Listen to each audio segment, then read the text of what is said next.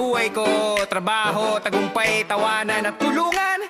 Ito ang Buhay Ireland Podcast. Let's go! Buhay Ireland, lakas ng kabayan. Trabahong tutot o di lang harap-harapan. Driver, nurse, pati construction, factory, office, taas no sa action. Buhay on ay may gabay ka rito. Sa hiring negosyo, di ka nag-iisa bro. Kainan, inuman, kwento ng tagumpay. Boses ng Pinoy, tuloy lang ang buhay. Kahit malayo sa Pinas ang paa, puso ng Pinoy ay nandito pa rin, pre. Si Kuya Driver, si Ate Nurse, puyat man sa work, hindi... Hello guys, welcome sa Buhay Ireland. This is an episode na it's about mga OFW na nandito sa Ireland or nagpunta muna sa ibang lugar din katulad ng ating guests.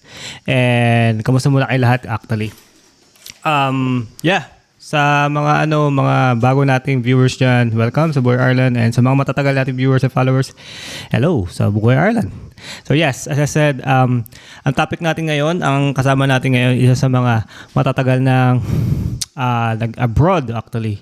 So he was in abroad for more than 20 years. Okay, dami niya experience doon sa abroad.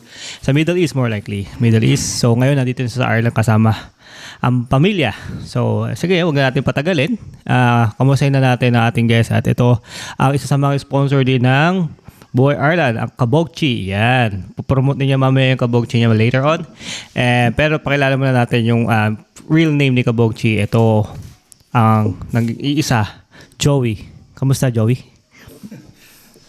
First of all, I'd like to say thank you for your podcast, for inviting me in your podcast once again. So, kasi nung unang nag-podcast tayo, medyo nasira ang ating sound. Kaya this is the second time around na na-invite mo ako ulit. So, maraming salamat sa iyo at sa kasama mong co-host nito. Salamat Jerome Jose at saka si J.R. Taberner. At maraming salamat din, ulitin ko, sa pag-interview at pag-invite mo sa akin. Magandang umaga, tanghali, hapon o gabi, kung saan man makarating ang video natin na ito, podcast mo na ito, kung saan mang lugar sa iba't ibang bansa. Salamat. Yun. Thank you rin sa pag-accept. Actually, ito biglaan ditong podcast namin dahil nag-iisip ako ng mga mga viewers or guests natin, and I was looking for guests na medyo nasa Middle East kasi marami rin tayong mga followers from Middle East, and gusto rin nila mag-share ng kanilang stories, pero sabi ko ba't hindi ako maganap dito sa Ireland na nandito na? Siguro marami rin dyan na nandito sa Ireland na galing from Middle East, Dubai or Qatar or saan man, Saudi, ganyan. Kung gusto nyo lang guys, message nyo lang Buhay Ireland, i-guess ko kayo dito sa Buhay Ireland. Pero anyways, as I said, 20 years. Start natin yung 20 years na yan. Paano nagsimula ang 20 years sa abroad and nandito lang sa Ireland? So from the beginning tayo, ano ang istorya ni Joey, ni Kabogchi? Yan. Mapala, ulitin ko. My full name is Bian Benito Jose. Sometimes they call me Joey Jose. Sometimes they call me Ben. And ako rin po yung Kabogchi na may video na, may vlog na Kabogchi vlogger. Okay? Since 1985, kukwento ko ba yung aking... Oo, syempre. Kayo Since na lang. 1985. Pero Bekli, huwag mo lang pahabayin. Kasi mahaba-habang story. Okay. Bigyan mo lang kami ng mga... Ay, i-brief natin. Oo. Nagsimula akong mag-abroad 1995 sa Saudi Arabia, which is Saudi Telecom. Siguro by then, nasa 5 years old pa lang kayo. Ang kuya mo siguro 6. Wala pa si Jericho. So from 1985, nag-abroad ako sa Saudi Arabia. Nakarating ako ng Riyadh, Jeddah, at kung saan pang lugar sa Saudi Arabia. Isa akong cable repair technician doon kasi galing ako sa PLDT, Philippine Long Distance, since 1977 to 1985 as a cable repair technician din.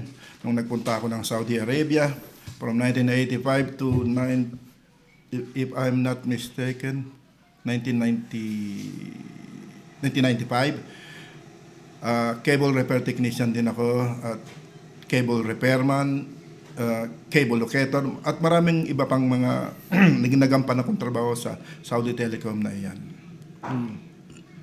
Yun na ang aking unang trabaho Sa abroad. sa abroad. Pero actually 2 times ako nagpunta ng Saudi Arabia. From 1985 to 1995, hindi ko lang alam kung 14 years yun.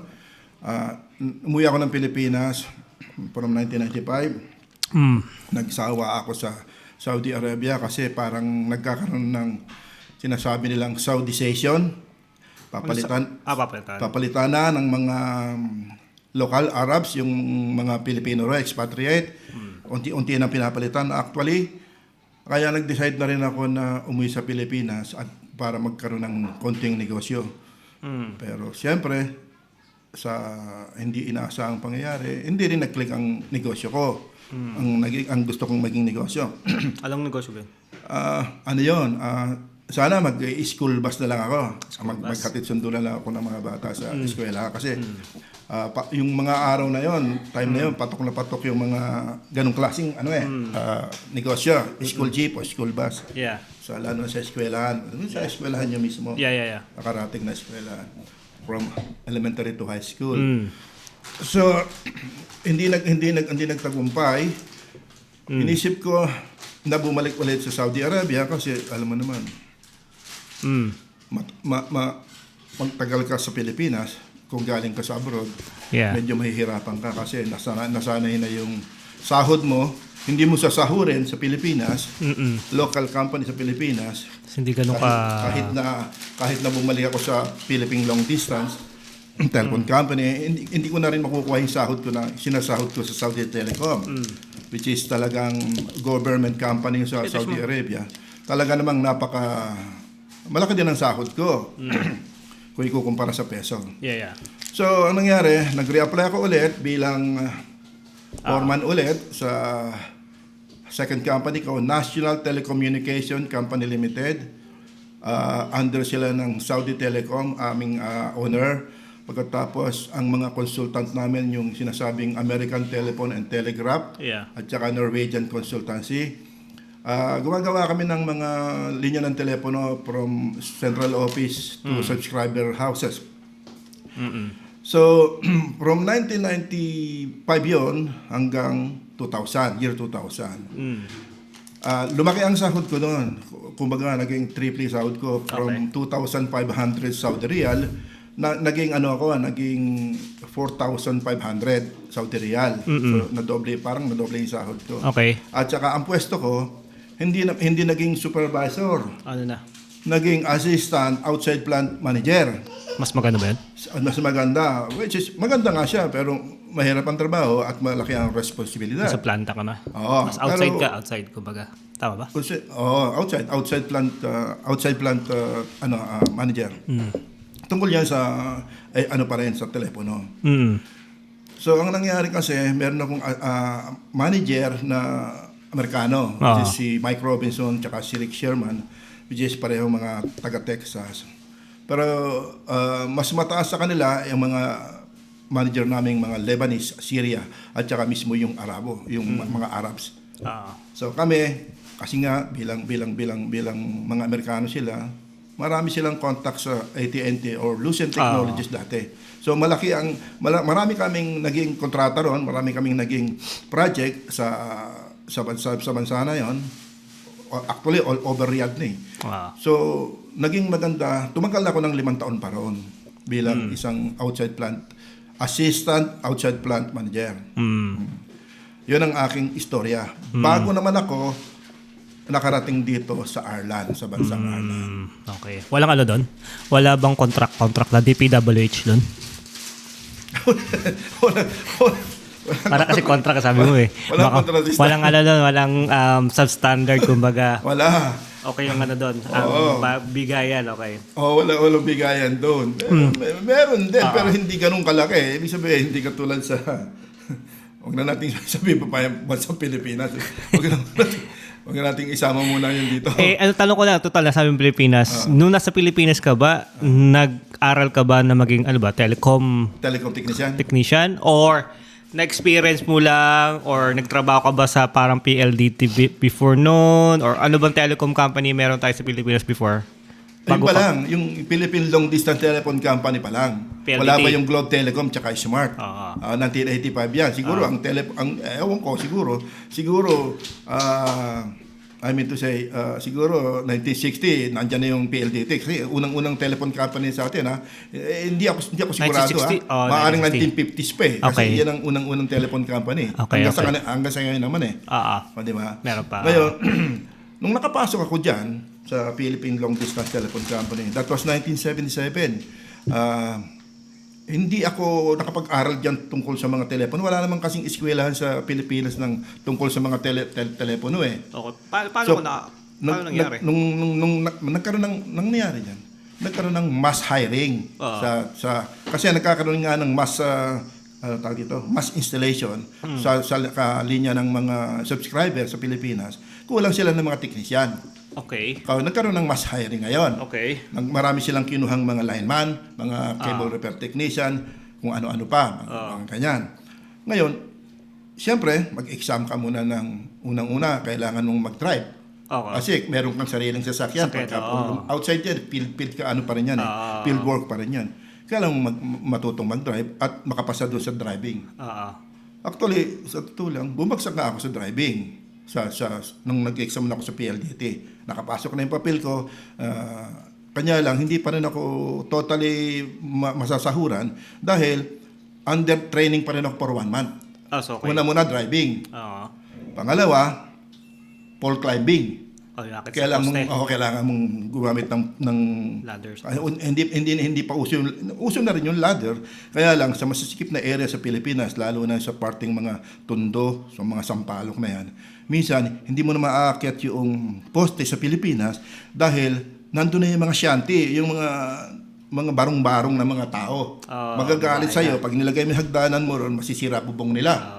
Ngayon, ang ginagamit namin yung spike. Yung nilalagay sa paa at yung may mga may pantusok yan, yung akyatin mo yung poste, itutusok mo lang yung kasi paa mo kahoy yung poste nun. Kaya yung poste na kung nakikita nyo, butas-butas yun ang poste. Kasi dahil sa spike yun. Meron kayong belt pa ba noon? Meron kami, siyempre lahat. Meron kaming harness, meron kaming safety belt, yung safety shoes, tsaka yung spike nga na yun.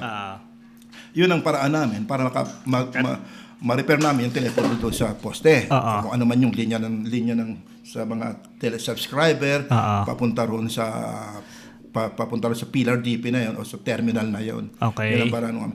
So pinag-aaralan namin ng isang buwan yun. Isang buwan lang naman. Okay. After 1 month, bago naman kami nakapasa na kami ron sa initial test. Nung nagsimula na kaming mag-aral sa training na yan, basic training about telephony, may sahod na kami. Magkano sahod doon? Maliit lang ang sahod nung araw. Ang sahod ko nung araw siguro hindi ko na matandaan eh. Sa tagal ng panahon na yun eh. Parang equivalent of what ngayon? Siguro magsabihin natin 250. Hindi ko na masyadong 250 euro? 250 pesos. Pesos. Pesos. Hindi ko na matandaan. Basta kumbaga malaki na yun. Kumbaga malaki na yung 1985 yun. Hindi ako sigurado. Hindi ako sure kung magkano man yun. Okay. Sapat na yun. Sapat na yun. Kung wala kang anak. Pero nandun masabi ko lang guys para hindi tayo magkalituan. Si Joey kasi ang tatay ko. Just to let you know, ang tatay ko si Joey or si Bien, ang tawag nga. Pero tawag namin sa kanya Joey here. So kaya nga siya yung kasi nga ito yung buhay na hindi ko rin na nakukwento niyo sa akin to pero hindi fully details kasi. Para ito yung parang start din namin na parang conversation na malaman din yung ibang part pa na hindi niya pa nasasabi sa amin na tulad nito. Yung mga pinaghihirapan niya, yung pumasok sa work o paano yung ginawa niya. Syempre, magkaroon din tayo ng idea siyempre sa mga tatay natin dyan na hindi nyo nakakausap sa mga work nila before, marami rin silang struggle. Kaya natin ginagawa to dahil yung 20 years kasi hindi biro din kasi talaga yung mga nilakbay nila from before until now. So anyways, okay, so kumikita ka na noon, andito na yung siguro panganay mo nandoon na noon si Kuya. Wala pa. Okay, ko pa lang. Ano pa 1977 pa yun, pa. 1995. Okay, wala pa. Di pa nga Wala pa kami. Pinanganak na kayo. Kasi 1982, 83 kayo pinanganak eh. Pinanganak na kayo. Siguro 3 to 4 years old pa lang kayo mga panahon na yon. Bago ako nag-Saudi Arabia. So, kasi nagsimula nga ako sa PLDT, 1977 to 1985. So, marami ding struggle sa long distance. Kasi ang trabaho nga namin sa kable. So yung medyo natuto ka na sa PLDT na yan or yan. Nagkaroon ba paano ka nakapasok sa telecom na papuntang Saudi Riyadh ba or Saudi? Riyadh. Paano may nagbukas ba, may nagsabi ba sa iyo? Yun ay kwento.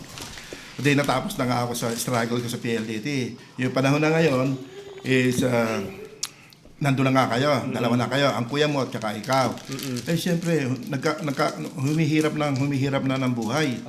So sabi ko, hindi ko nakakayanin to na doon lang, dito lang ako sa PLDT, which is okay naman ang PLDT kung ikukumpara sa ibang kumpanya sa Pilipinas. Okay naman siya.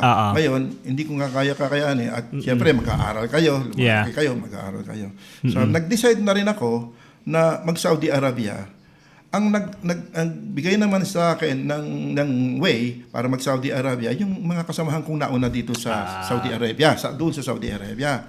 Kasi isang taon pa lang sa Saudi Arabia, 2 taon, pag uli na sa Pilipinas, nandun pa kami, no? Kanya-kanya na nang uwian ng mga component. Alam mo yung component, stereo na patong-patong, na kagaganda ng mga pangalan. Sabihin natin yung mga Iowa, Onkyo, minsan meron pang mga iba-ibang klase, Infinity. Nainggit kami nung aking kumpare na, ba't hindi natin subukan mag-Saudi kahit na 1 hanggang 2 taon lang? Para naman makuha rin natin ang kanilang kung ano man yung... Kasi minsan, meron pa nga isang kumpare na nag-Saudi Arabia, punong-puno ng parang nagkaroon ng sakit ng HEPA. Alam mo yung sakit ng HEPA? Ang daming alahas, ang daming kwintas dito ang kapal ng mga kwintas. Nainggit kami sa mga ganun. Sabi, subukan natin. Nung nag-apply naman kami, kahit na nga patago pa kami nag-apply dito sa Ermita yun naka-duty pa kami noon. So, pumupunta kami doon, palihim, para mag-apply. Natanggap naman kami. Natanggap kami. So sabay kami nung kumpare ko. Hindi ko na sabihin ang pangalan. At kami. Sabi ko, iwanan natin itong PLDT. Kumbaga, eto na yung stepping stone natin para makapunta sa abroad. Ayun ang nangyari doon. Kaya, so nagpaalam kayo sa PLDT? O hindi na umalis na kayo? Nag-resign ako sa PLDT. Nag-resign kayo. Kasi magsusoli kami ng mga gamit okay. Soli nyo pala yung sasakyan gamit. Sasakyan at saka yung mga aming mga binidido, yung mga materialis na kung ano binigay sa inyo. Namin, mga tools. Okay. So, binigay ko sa kanila, then, lumipad kayo, 2 kayong kumpare, or actually, marami kayo? Hindi kami 2, 10 kami, pero yung kumpare ko lang aking kabady-bady. Okay, the first time mo, ano yung experience yung first time mo nag-abroad? Naku, napakahirap. Okay. May pocket money ka, wala kang pocket money. Meron akong pocket money, pero hindi kakasya. Sabihin natin $50. Okay. $50. Ang doon, real ang gastusan. Ano yun? Yung may kontrata kayo doon? May pabahay na ba sila? Or ano bang meron sa kontrata? May kontrata ako. Nag-apply ka doon. Ano ka kasama? Every 2 years ang kontrata doon sa Saudi Telecom. That was 1985 nga. Ang sahod ko doon is 2,200 riyal, which is malaki na rin. Okay. Kung ikukumpara nga doon sa ibang trabaho. Ngayon, meron pa akong housing allowance na 8,000 every year. Okay. Kasi wala nga akong bahay. Yung 8,000 na yun, para pambayad mo sa bahay for a year. So, ang ginagawa namin doon sa Saudi Arabia, para makatipid yung 8,000 na yun, sama-sama kami sa isang bahay. Which is, sabihin na natin, sa isang bahay, para sa 4 na tao lang, magiging 8. Para mas makatipid. Pero hindi siya allowed, pero ginawa nyo lang. Allowed doon. Kasi, allowed doon. Ewan ko lang ngayon. Hindi, parang allowed din yata ngayon. May mga nakikita ko sa mga YouTube na may mga sama-sama yata. Sa isang kwarto, pwede kayong 3 o 4. Kasi may double deck ba? Baga divider na lang. Double deck. Kung di man divider, merong double deck. Kama. Double deck na kama. Which is, pwede naman kasi matutulog ka lang naman kinabukasan, trabaho na naman Monday to sa Friday ba work nyo doon? Ang work namin doon, off nyo Monday? Hindi. Ang off namin doon, Sunday up to Thursday. Friday ang off namin, 1 araw lang. 1 araw lang? So 6 days to work? Lang. Tapos ilang oras ang trabaho doon? 8 hours pa rin. 8 hours. Pero 1 araw lang pahinga? 1 araw lang pa. Friday lang ang pahinga. So sa 20 years nyo mong ganun, 1 araw lang pahinga lagi? No, actually, hindi 18 years lang ako o sabihin natin 15 years lang doon sa kumpanya na yun. Sa kumpanya na yun. Okay. So, yun yung struggle nyo kasi nagtitipid kayo. Ang pagkain nyo doon, paanong hatian doon? May kanya-kanya pagkain na. Hindi, siyempre, mag-share na rin kayo sa... Share na rin. Oo, kung bibili kayo sa tindahan, tawag doon bugala, bibili sa tindahan, mag-share kayo. Kung 50 ang nagastos ko, 50 ka rin. Oo. Parang gano'n. Parang ambagan mo muna ngayon, abunuan mo muna ngayon, isi-share natin yan. Pagdating ng Tapos sahod. buwanan ng sahod nyo. Yun ang problema. Isang buwan ng sahod. Ang tagal. So, tagal. Oo. Kailangan tipid. Dapat magpapadala ka pa sa Pilipinas.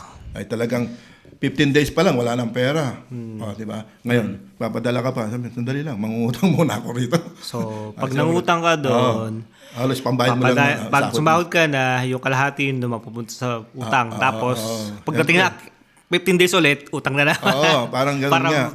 mabawi lang, advance, advance.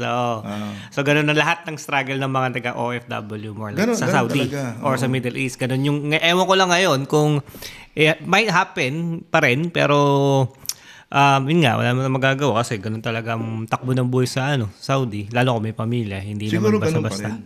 Hindi kasi basta-basta pag may pamilya ka, medyo malaking responsibility dahil hindi lang yung ikaw, kumbaga marami na kang binubuhay na sa Pilipinas. Pero at least, yung sahod mo, mas malaki naman kaysa dun sa trabaho mo sa Pilipinas before. Tama. Yun yung kagandaan nun. Ayun nga, idagdag ko lang, siyempre, pagka nakapag Saudi Arabia ka na o nakapag bansa ka na, malakas na loob mo sa lahat ng bagay.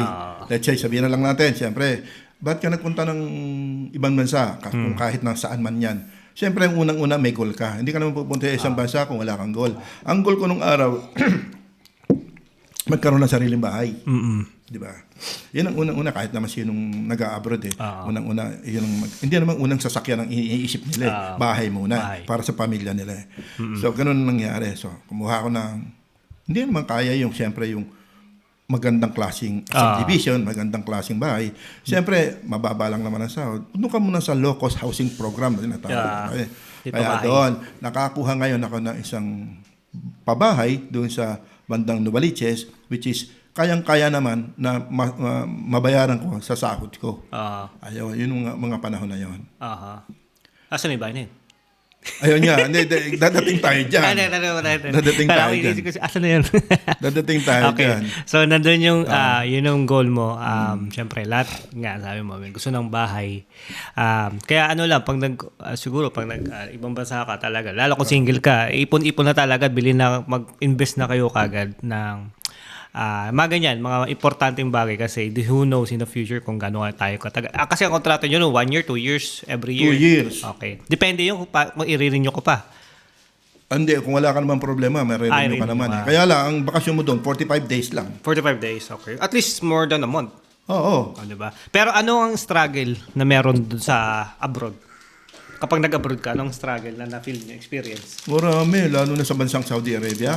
Noong mga panahon na yon, natira ako sa isang bahay. Ang bahay na natirang ko, unang natirang ko. Kasi sa Riyadh ako dapat, Ma'am Destino. Bakit napunta ka sa Napunta ako ng Jisan. Jisan? That's part of Saudi. Ano na yan? Border na ng Yemen. Oh, Yemen. Oo. Ibig sabihin, malayo na ako sa Riyadh. Okay, malayo. Wala naman ako magagawa. Kailangan kong magtrabaho. Kahit nasaan, pumunta ako rin. Ang nagkataon pa, talagang laki ng struggle ko. Kasi ang Arabong nadatang ko ron, isa lang marunong mag-Ingles.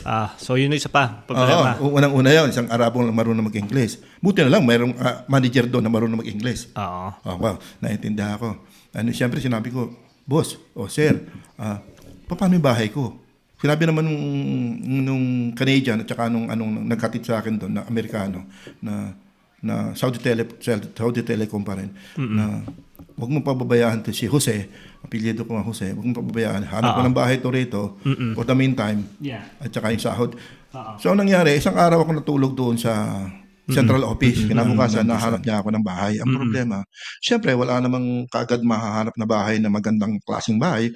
Natirang ko, parang madhouse. Alam mo yung madhouse? Dalawang bintana lang, kaliwat kanan. Ang liit ng bintana. Siguro ang bintana noon, 24 inches by 24 inches. Pagtingin mo sa bintana, makikita mo camel. Disyerto, tapos camel. Sa kabilang bintana, sa kaliwa, makikita mo kambing. Sabi ko, puto, maiiyak ka talaga. Sa Pilipinas, ang saya-saya ng buhay. Kanya lang, maliit ang sahod. Pero pagdating doon, gano'n na tapos, May bagay na meron naman air condition. Kahit Mhm. na mad house siya, may air condition sa sobrang init, Yeah. air condition. Kailangan. So ang kasama ka nun, isang nurse na nagtitipid din. Buti na lang meron naman akong kasamang nurse na kumbaga pag ako'y homesick na, naglulukuhan lang kami. Kumbaga parang na lumuluwag din ang aming kalooban dahil nagbibiruan kami. Pero nagtitipid din siya, ako nagtitipid din. Pareho naman. Hanggang sa makahanap na ako ng isang bahay na talagang matatawag na bahay. Parang gano'n. Okay. Kasi talagang magsasakripisyo ka eh. Yeah. Oo. So hanggang sa natutunan ko na magsalita ng Arabo, pero hindi pa ako makapagsusulat ng Arabo. Natutunan ko magsalita ng Arabo kasi yung mga labor ko, yung mga taguhukay ko, pag nasisira yung kable, yung cable, siyempre kailangan hukay kasi underground yun eh. Mm. Hindi, actually, halos lahat underground, hindi naman, konti lang aerial eh. Oh. Ngayon, pinahuhukay ko sa kanila, paano ka magsasabihin sa kanila na hukayin mo to sa salitang English, di naman sila makakaintindi. Garalan ko ng salitang Arabo para malaman ko, masabi ko sa kanila na hukayin mo to sa salitang Arabo. So yun ang Pinag-aralan ko yan, natutunan ko naman hanggang sa tumagal ang panahon. Siguro sa lugar na yon, Jisan, yun nga, parang 15 years. Nandun lang ako. 15 years, nandun lang ako. Paikot-ikot lang hanggang dumami na ang kaibigan ko. Doon nakakilala. So, tagal mo rin na sa Pilipinas, nag-start natin sa Pilipinas ulit na nag-try ka lang, PLDT, and then may dumating na time na ito nga, nagbukas ang bansang Saudi. So, nagsumubok na mag-apply and then pinalad. Yun, nagtagal ka na dito sa kumbaga Saudi, pero may ibang lugar ka rin pala na hindi mismong dun ka dapat itrabaho, sa ibang lugar ka pa nailagay. Oo nga. So, tapos ang pangarap mo talaga makakuha ng siyempre sariling bahay sa lahat ng struggle. Pero ngayon na na-accomplish mo na yon, hindi mo na may inaasahan kung saan yung future mo, hindi mo na alam kung saan pupunta, pero nag-continuous ka pa rin na ano pa rin, kung anong meron doon, kung anong meron. Alam ko bumalik ka pa sa Saudi. Ayun nga, yun ang susunod kong kwento ngayon. So, pwede ituloy ko na. So, ibig sabihin, from 1985 na yan, to 1995, nandiyan ako sa 1995, nasa Saudi Telecom ako. So, bumalik nga ako sa Pilipinas, nagnegosyo, hindi pinalad. Bumalik ako ngayon. Yun nga yung sinasabi ko sa iyo, naging assistant o SP manager ako. Actually, supervisor ang aking application. Pagdating doon, maraming problema, na-promote ako kagad for in one time. Maraming problema, tapos na-promote ka? Marami kong dinatang problema sa okay. Kasi na-promote ka na, pero binigay sa'yo maraming problema sa company. Kanya ako na-promote eh. Bahala ka na pala. Kanya ako na-promote, kaya alam ko naman ng trabaho. Kaya naman ako na-promote. Kasi, hindi ko na mapanggitin. Ang ano na yan. Puro kasi Indiano yung gumawa ng ano noon, yung dinatang ko. Indiano. Hindi ko na sabihin yung kumpanya nila. Alam mo yung mga sinasabi nating in layman terms, yung telepono mo napunta sa telepono ko, yung number ko napunta sa iyo. Bali-baliktad na. Hindi lang isa yun 1,800 pairs, 2,400 pairs ang ginagawa namin doon na kable, which is 2,400, 1,800 pairs. Ewan ko kung alam niyo yung mga kulay-kulay na napakaliliit na mga wire na yon. Yun ang aming ginagawa. Siyempre, hindi sila masyadong bihasa doon sa mga trabaho siguro. Kaya nagreklamo nga yung mga subscriber na mga Arabo na ba't yung telepono namin napunta sa iyo? Sasagutin ko, hindi naman sa ngayon, yun ang aming talagang directify. Yung aming inayos. Ay sabi ng aking manager na si Rick Sherman, ayusin mo yan, Joe. At pagkatapos niyan, sinabi niya, kasi may karamdaman ako, uuwi na ako ng Amerika, magpapagamot ako, at ikaw gagawin ko manager. Sabi ko, boss, hindi ako pwede maging manager. Ang daming problema. Supervisor lang ako, hindi, gagawin ng assistant manager. Ginawa ko assistant manager, tumaas ang sahod ko ngayon. Siyempre, tinanggap ko. At na-rectify ko naman yung isang kontrata, pangalawang kontrata, pangatlong kontrata, na-rectify ko lahat. So, ibig sabihin, kakayahan namin talaga na, at katulong siyempre yung mga foreman ko at saka mga jointer. Talaga natapos namin lahat yun. Ngayon, binigyan kami ng marami pang kontrata nung Saudi Telecom at saka yung Lucian Technology at saka yung Norwegian. Tuloy-tuloy na yun. Hanggang 1995 yun hanggang 2000 na. 2,000, okay. Ayun ang naging maganda buhay ko dahil puro hindi na ako nagtatrabaho sa ilalim ng manhole. Ah. Hindi na ako nagtatrabaho sa ilalim sa ibabaw ng Sa init. poste. Sa Nandun ako sa opisina, ballpen lang ang hawak ko. Kaya lang masakit sa ulo. Kasi- Siyempre, pag may problema ron, kausapin mo yung asphalt manager, kakausapin mo yung civil manager, civil engineer, lahat. Ang hawak ko, siguro 10 site engineer, pagkatapos ang jointer ko nasa 25 jointer, ang labor ko 100. Bukod pa yung hindi ko hawak yung mga diggers, yung mga naghuhukay kasi yun nga puro hukay na puro naghuhukay kami at nagbabaon kami ng kable. Copper pa uso nung araw Time na yun. nung time na yon. Pero nung paalis na ako noong 1995, sorry, 1998 to 1999, nagkaroon na ng fiber. Fiber. Marami ng fiber, kaya lang doon sa area na yun, doon pa lang kami naglalagay ng mga fiber. Iba na yun. Iba na yun. Yung mga 1998 to 1999, yun na, hanggang sa 2000. 2000, nag-retire na, nag-resign na ako ulit. Nag-resign ka dahil? Dahil, nauna rito, ang mama mo, nakarating sa Ireland. Dito na yung next chapter, kumbaga. Ito na next chapter. Sabi naman ng mama mo, nasa Saudi Arabia pa ako, umuwi ka na rito. Tapusin mo na yung kontrata mo rin. At meron ka ng kontrata rito sa Ireland. Sabi ko, kararating ko lang ulit dito. Makaawa pa ako sa manager ko na Lebanese. Pagkatapos, hindi pwede ka agad yun. Kailangan tapusin ko muna yung project ko rito. So, pinayagan naman ako. Nagmakaawa ako sa amo kong Lebanese. Sabi niya, pinabalik-balik kita rito. Pala, iiwanan mo lang ako. Nagkaiyakan kami. Wala kang gagawa. Sabi ko, kumbaga, nagbiro na lang ako na pag hindi ako nakapunta ng Ireland, iiwanan ako ng asawa ko. Ano sinabi mo? Dahilan para pakawalan ka? Para payagan ako. Okay. Siyempre, alam niya din naman yan. Sabi sa akin, tapusin mo yung kontrata. Pagkat natapos mo yung kontrata na yan, yung isang project na yan, papakawalan kita. May kapalit ba siya kagad? May kapalit ka pala kagad? Meron akong kapalit, pero Indiano rin. Indiano. Hindi siya Pinoy. Hindi, Indiano. Hindi gumawa ng Pinoy. Okay, Indiano. So, naging okay naman sila. Naging okay naman sila. Naging okay naman sila. Yung Indiano na yon, dati kong kasamahan din. Kasi nasa fiber siya. Pero yung mga panahon na yon, doon ko naman nakuha yung mga pinsan. Kasi sabihin natin si Clark, nakuha ko yan. Ni-recruit ko yan from Philippines. Nakuha ko rin si Tito Lito mo, si Carlito. From Philippines to hindi ko lang nakuha si Michael dahil natapos na yung ano ko yung mga ano noon, panahon ko yung nagre-recruit kami ng pinadala ako sa India, Pakistan, Sri Lanka para mag-recruit ng mga engineer, jointer sa bansa na yon.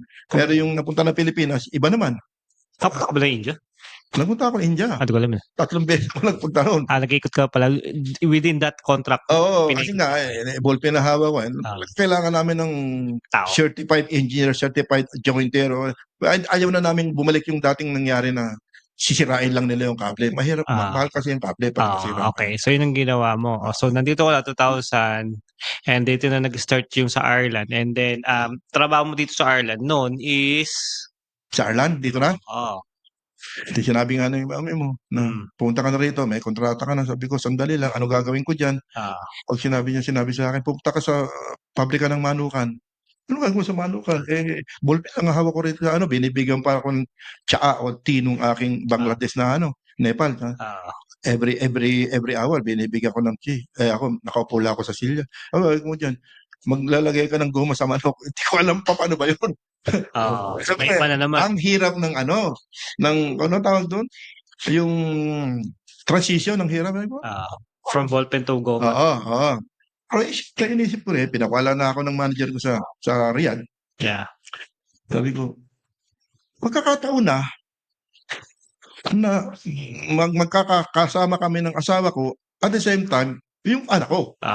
Pas, ang tagal na natin hindi nagkakasama eh. 45 days lang ako bago ko naglakihan na kayo. Hindi ko kayo nakakasama. Sabi ko, ito na siguro pagkakataon. At saka, ang Ireland is, alam ko, hindi ko alam yung Ireland nung araw, kung ano ba itong Ireland, ano ba datatang ko rito. Alam ko to malamig na bansa lang ito. Mm. Pero hindi ko alam na ang Ireland pala eh, sobrang masyadong welcome ang mga Irish sa mga Mm. ibang mga lahi, expatriate kung ano man. Ah. Basta't legal lang. Ah. Welcome sila, warm sila. Mm. Yun na, nagsimula na ako. Tinanggap ko na yun, siyempre, sayang yung pagkakataon.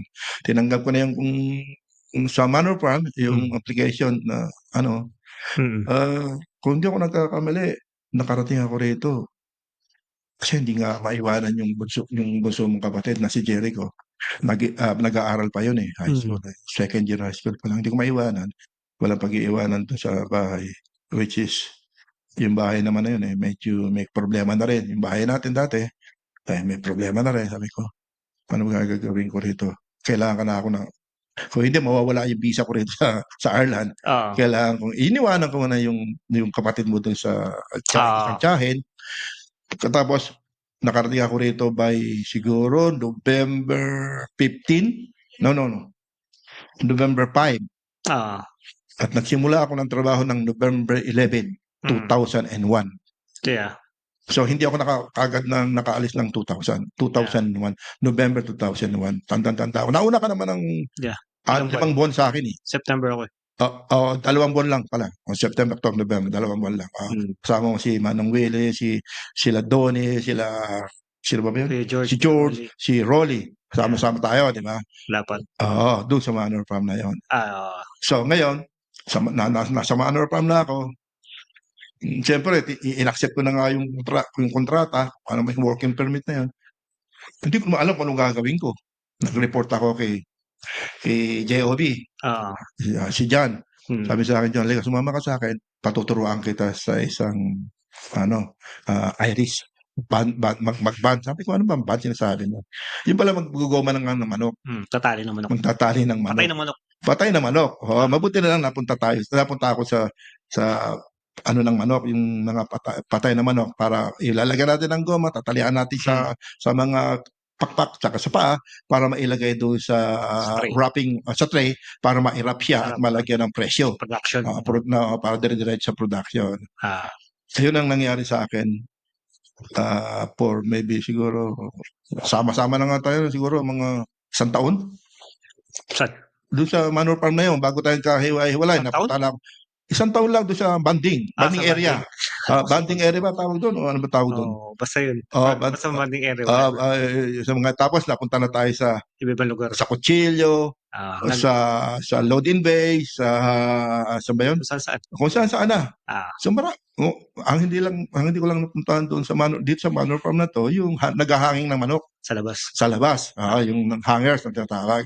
Pero lahat, napuntahan ko na. Yes. Naikutan ko na, kumbaga. Naikutan ko na. Hanggang sa punta ka na ako sa Manor Farm. 2000 to 2023. 23 years. 2023 ka ba? Oo, 2023. Ay, kasi nga. August 2022 ako nag-retire. 23 ka pala. Oo, 25 na ngayon eh. 2.5 years na akong retirable. Yeah. So, okay naman yung pakikisama ng mga tao sa Manor Farm. Maganda, lalo na yung mga Irish na yan. Napaka-welcoming nila, napaka-warm nilang ano. So, alam ko. Siyempre, meron ding mga ibang Irish na parang ayaw nila sa'yo. Okay. So, ito yung itong nag-abroad ka sa Saudi tapos nakapag-abroad ka pa rin sa Ireland na this time. Kamusta na yung bahay? Yung pangarap mo. Yun nga, siyempre, yung mga panahon, struggle tayo. Hindi natin alam kung magtatagumpay ba tayo sa bansa na to o bansa na Saudi Arabia na ngayon. Hindi nga nagtagumpay sa bahay na yan. Pero nandito na tayo sa Ireland, sama-sama na tayo rito, dumating na si Jericho para mag-aral. That was, 2001 din. 2001. December 2001. Noong 2022, nagsimula na tayong mag-ipon hanggang sa 2025. nakaipon na tayo, na wala na nga yung bahay natin doon sa yung locust housing na yun, na foreclosed na nga iyon dahil Saan ba nga 'to? sa Palmera nga. Palmera ba 'yan? Oo, Yeah, yeah. sa Okay. may Novaliches. Sa Caloocan. Nakakuha naman ang mama mo ng bahay dito sa Cavite, which is dito sa Indang British Village, which is siguro sobrang 4 na beses ang ganda at 4 na beses ang ano. Makikita mo noon, Sa old house. may Google mo naman, nasa YouTube 'yan, Indang British Village. Ang mga nakatira diyan is expatriate. Mag-asawang Irish, mag-asawang British, asawa lang mga Pilipino. Namuhay sa Pilipinas. Nagkataon lang na naging kumpare ko si Hill na iyong ninong at nabigyan na nga tayo ng yung lupa na bayaran ng mami mo at tayo naman ang nagpatayo ng bahay ng 2006 for 5 years. Napatayo natin kaagad yun. Oo. So, wala pang isang taon natayo na yung bahay na 2006. Kasi dahil Dahil sa pagtutulungan natin magmula sa kuya mo, ikaw, Jericho, ako, si mama mo. Wala tayo. Kaya na-build kaagad yung bahay. Mm-hmm. Na pangarap mo, which is pangarap din naman. Lahat mahanap na lahat. Pero yun yung pangarap mo since nung nag-abot kasi sa Saudi na magkaroon ng sariling bahay. Yun. Na matutuloy mong bahay. Hindi na upahan ka. Oo, kasi ang hirap din naman nangungupahan. Nangyari na nga sa atin yan. Hindi So naman ayoko nang bumalik yun. Kaya kahit naman nandito tayo lahat at walang nakatira doon sa bahay natin. Butiki lang nakatira doon. Pero siyempre meron ka namang mauuwian doon pag nagbakasyon ka. Bali na yung family holiday house. Family holiday house. Nandun naman yung mga ating makakatiwala. Dinero, may mga tao naman doon sa security guard naman doon. Security guard. So ano naman siya, well-maintained and close. 24/7 naman siyang close at may mga tumitingin naman doon talaga na security every morning to night. So andun din naman yung ibang kilala natin. So yung mga taga-linis. Yeah, so wala namang problema. May camera naman din actually. So nakikita rin natin kung ano yung nagiging itsura. So marami ka na rin naipundar from that year pala. From beginning, nakabili ka na ng iWa mo, for sure, ng radyo. Kung natatanda. Sa Saudi? Oo, sa Saudi. Kahit sa Saudi. Yung lang component ang naipundar. Ay, lang pala nabili mo. Okay.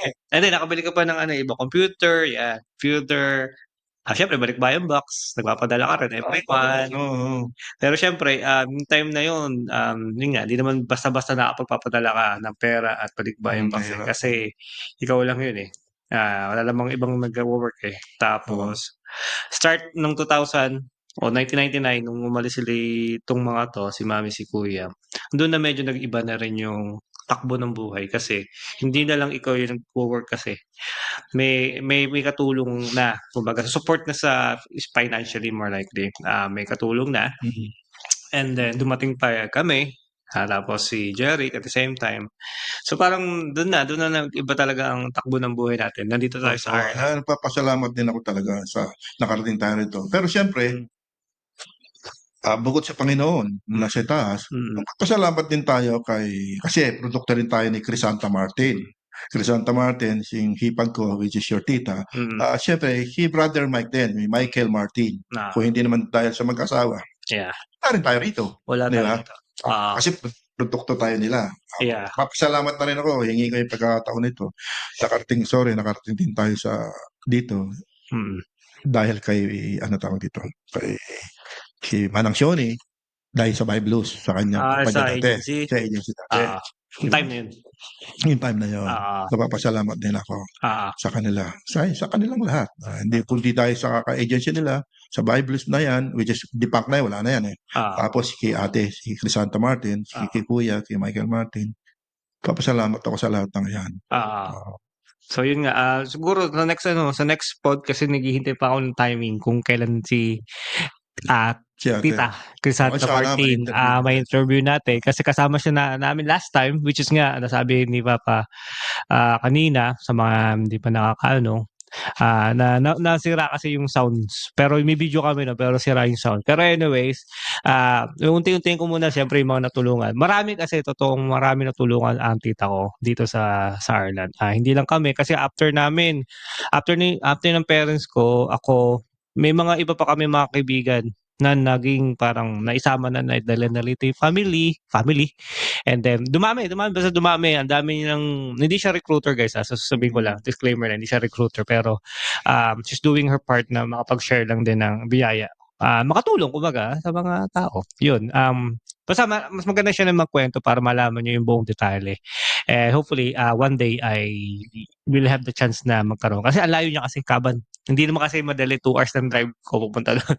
Or alam mo yun, medyo malayo talaga. Pero one of these days siguro, magkakaroon kami ng interview and then makikita nyo rin sa Boy Ireland yung ano yung process niya ginagawa, and then baka marami pa rin siya matulungan. Hindi pa rin naman siya natatapos after, continuous pa rin naman yung pagtulong niya. Pero hindi na kasi dami before. Medyo naglaylo na talaga. Kasi di naman niya talaga ano yun work. Hindi niya work yun. It's just her. Pag may gustong patulong sa kanya, doon niya lang ginagawa. Ilang naman yun ng mga company. Pero anyways, so yeah, nandito na, tapos na, nagawa mo na almost lahat. Masaya ka na nandito sa Ireland. Any advice na lang siguro sa mga bagong lilipad papuntang Saudi, or kung may telecom pa sa Saudi ba o Middle East, any advice, anong pwede mong tips na pwede ibigay sa kanila, or kahit hindi sa sa telecom, any advice na first time abroad, Sa Saudi Saudi or Middle o East, dito sa or Ireland? sa Europe.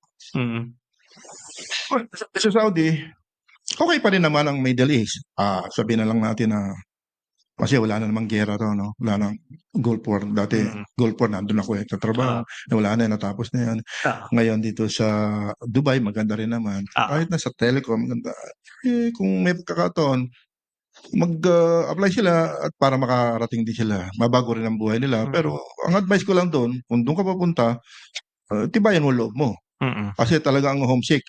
Iba, pero sa tingin ko sa ngayon medyo medyo nagbabago na rin ang kalakalan dito sa Middle East. Hindi katulad dati, sobrang higpit talaga. Hindi katulad ngayon. Ngayon, pagdating naman dito sa Ireland, is ganun din. Meron din namang homesick dito, lalo na kung hindi mo kasama ang pamilya mo. Pero number one masasabi ko lang dito sa Ireland, once na tumagal kayo nakarating kayo, tumagal ka ng 5 taon dito, 6 na taon, talaga nag-o-offer sila ng citizenship. Alam mo naman yun, citizenship, diba? Kailangan lang pangalagaan nila trabaho nila from the beginning up to the end, kasi hindi naman pwede yung karating nga rito sa Ireland, 1 taon ka pa lang, napakayabang mo na dahil nasa Europe ka na. Sabi lang natin, maganda tong Ireland. Welcome ang mga tao rito sa mga expatriate. Pero hindi naman lahat, meron din namang against. Kaya lang talagang ganon, kailangan din nila ng manpower para magtrabaho rito. So tinatanggap naman tayo at nagkakaroon tayo ng mga working permit na yan hanggang sa naging citizen na tayo rito. Diba? So sa tagal ng panahon. 5 years pa lang to 6 years. Kung maganda ang record mo, magiging citizen ka. Kaya kung bad record ka, pwede kang umuwi. Papawihin ko talaga, di ba? Pero maganda ang bansang Ireland. Kung para sa akin lang, sa point of view ko, napakaganda ng magkaroon ng mapapunta sa bansang Ireland at magkaroon ng Irish passport, dahil ang Irish passport, compare ko sa British passport, para sa akin lang sarili, matibay yan. Kasi ang Ireland is member state ng, I think, 27 EU country. So may free movement ka dyan. Kahit na saan ka magpunta dyan sa 27 state country na yan, sabihin natin Spain, Italy, Germany, kung ano man, pwede kang magtrabaho, pwede kang manirahan dyan kung ikaw ay citizen na. Yun ang isang kagandahan na kung meron kang Irish passport. Kasi kung ikukumpara mo naman sa British, maganda nga ang British, pero solo lang siya. Hindi siya member ng EU state country. 27 EU state country. Yun nga, kailangan lang maging, kumbaga, lagi kayong magtrabaho lang kayo. Huwag kayong lalaki ang ulo nyo na porket nakarating na kayo rito, 3 years na kayo rito, 4, 5 years na kayo rito. Wala na kayong kakilala. Kumbaga, hindi nyo na maisip kung sino tumulong sa inyo o kung sino yung maging kaibigan nyo dati. Dapat lingunin nyo pa rin yung pinanggalingan nyo. Di ba? Sa Pilipinas o dito. Di ba? Yun yung mga pagkakataon na aaseso ka at magtatagumpay ka kung ano man ang goal mo sa buhay para marating mo 'yan, Ah, 'di ba? Narating ko naman 'yan dahil nga sa siyempre humble na tayo lagi, maganda naman 'yun, ah, 'di ba? okey. Yun lang. How about your ano, gusto mo i-promote yung iyong kabogchi? Ito na yung pagkakataon mo. Yung kabogsi, dahil nga sa nag-retired na ako, Hmm, wala naman akong magawa sa buhay, nagkaroon ako ng side hustle. Pakonti-konti lang naman, ah, gumagawa lang tayo ng longganisa, tocino, mm, lumpiang Shanghai, at paminsan-minsan kung merong nagpapa-cater, magke-cater din naman tayo. ah, Although hindi naman tayo talaga tumutulong tayo sa isang catering na merong lisensya ah, at yun lang. Nagpapasalamat ako, naisipan ko ring mag-vlog, hindi naman para kumita o para sumikat, parang gusto ko lang na wala lang akong libangan, eh. At least 'pag wala na ako rito sa mundo, at least meron akong naiwan kahit papaano na eto eto pa si Kabongji. may memories. May memories Ah, kabogchi, ayun. ayun lang naman. Ayan, Hmm. okey. Maraming salamat kabogchi, maraming salamat sa iyong time na binigay, sa mga ano natin, sa mga followers natin diyan, 'yan. Sa TikTok pala, naka-live pala tayo sa TikTok kaya may camera diyan kaya kasi nagtatanong sila kung ano ba na may telephone. Anyways, naka-live TikTok. tayo sa TikTok at the same time para ito na yung ginagawa natin na, naka-record ako sa Facebook pero naka-live ako sa TikTok, 'yun. Okey. Yan ang ginagawa kasi marami tayong mga kaibigan diyan sa mga OFW din sa TikTok, sa iba-ibang bansa rin. So, at least nakakapanood sila, impronto, 'yun. Pero yan, maraming salamat guys sa panonood and kung hindi pa pala kayo naka-subscribe or follow sa ating Facebook, please do follow ating Facebook and YouTube, so, TikTok and ano pa ba, Spotify. Yeah, Boy Ireland lang po, lagay niyo Boy Ireland. And then makikita niyo na yung ating, Boy Ireland podcast. And, sa mga ano natin, sa mga sponsors pala natin, as I said, Philo, Skin and Laser Clinic, matatagpuan yan sa Dublin and sa Cork, okay? At then sa mga skincare yan, mga products, pagpapaganda yan, pagpapapogi yan, nandiyan ang Philo. Number 1 yan dito sa Pilipinas, ay sa Pilipinas, sa Ireland. At ang ano pa ba, ang Salad Master Exquisite Eagle, yan, mga benefits, maraming benefits yan pagdating sa pagluluto, sa mahilig magluto, yan, ginamit na ni Papa yan. And, walang mantika yan, hindi mo naman talaga kailangan ng mantika actually. Pero nasa inyo na yan kung gusto niyo lagyan. Pero yun nga ano nila, ang kanilang gusto is walang mantika at, medyo lahat magagawa niyo kahit magtinola ka dun, sabaw-sabaw ka dun or magprito, puwede mong gawin sa Salad Master, 'yan. May mga ano sila, may mga package deal para sa inyo guys. And meron pa si Ate Myla yung physiotherapy, 'yan, number 1 dito kung ano na siya nagiging, viral na actually. Kasi marami ng mga Pinoy ang nagsu-support at nagpapatingin sa kanya. Actually pati maski ako, pamilya ko this coming 26th of September punta kami dun. 27 ba? Basta pupunta kami dun kasi gusto kailangan namin ng ano, dahil sa work kailangan namin ng patingin siyempre para hindi lang puro work, kailangan mo rin itignan yung sarili mo, 'di ba? So, Ate Myla Pain and Rehab. And siyempre yung Kabogchi, yan, sponsor si Kabogchi, marami tayong pagkain dito. Ito galing 'to kay Kabogchi. Ayan, ayan, galing sa Kabogchi yang Yeah. mga yan. So, bukod sa mga tocino, longganisa at, lumpia, yan meron kaming, mga pagkain kung anong mga hinahain namin minsan dito may si Kabogchi nag-aano prepare dito yan. So yan, maraming salamat. And, yeah, as I said guys, please do follow and subscribe sa ating, mga social media and I'll see you again sa ating next episode. Actually, kung naka-live tayo sa TikTok ngayon, bukas pupunta kami ng Italy, doon kami magpo-podcast kasama yung ibang kaibigan namin. And, ito baka makikita niyo talaga 'to bukas. Then, yeah, actually ngayon na 'yon kung bukas kung ano, nasa Italy na kami for sure this time and doon kami magpo-podcast. Iba may topic kami doon, Filipino traits naman ang ating pag-uusapan doon. So yun lang guys, maraming salamat and, any shoutout pala? Ah, shoutout sa lahat ng aking mga followers, like, comment, subscribe. Marami na akong followers, nasa 300 na. 300 followers, ayan. At saka, bago ko makalimutan, happy birthday Attorney Nonito Barbero. Ay, happy birthday. Baka naman. Nagpakain kahapon yung si attorney kahapon. Kahapon yun, iba ngayon. Anyways, happy birthday ulit. And yeah, co-host natin si attorney, Nonito. Ako nilipat ng ano ko yung TikTok ko, sa'kin nakalagay. Okay, maraming salamat. Anyways, yun lang. Maraming salamat guys and I hope to see you again sa ating podcast podcast episode. Okay, maraming salamat. Bye-bye! Yo! Kabayan! Welcome sa kwentuhan ng buhay mo at buhay ko. Trabaho, tagumpay, tawanan at tulungan. Ito ang Buhay Ireland Podcast! Let's go! Buhay Ireland, lakas ng kabayan. Trabahong tutot o di lang harap-harapan. Driver, nurse, pati construction, factory, office. Taas no sa action. Buhay on ay may gabay ka rito. Sa hiring negosyo, di ka nag-iisa bro. Kainan, inuman, kwento ng tagumpay. Boses ng Pinoy, tuloy lang ang buhay. Kahit malayo sa Pinas ang paa, puso ng Pinoy ay nandito pa rin, pre. Si Kuya Driver, si Ate Nurse, puyat man sa work, hindi sumusuko first. Sa factory si pare, construction si boss. Pawis sa umaga pero never alos. Accountant si Bes, bilis sa numbers. Sa hiring ng work sila'y game na game partner. I wanna hold, consultants legit. Sa resume mo CV, sila